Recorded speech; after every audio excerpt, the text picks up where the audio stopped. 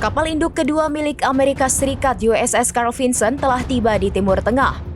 Pada Jumat 11 April 2025, Pentagon memamerkan jet tempur dari kapal tersebut yang bertugas untuk menyerang Houthi Yaman.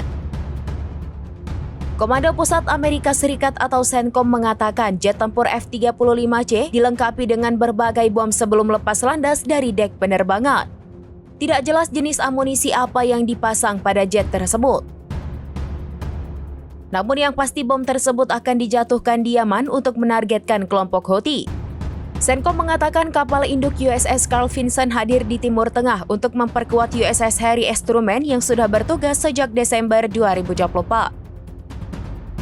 Kedua kapal akan bekerja sama untuk melawan Houthi yang dianggap Amerika Serikat sebagai kelompok teroris.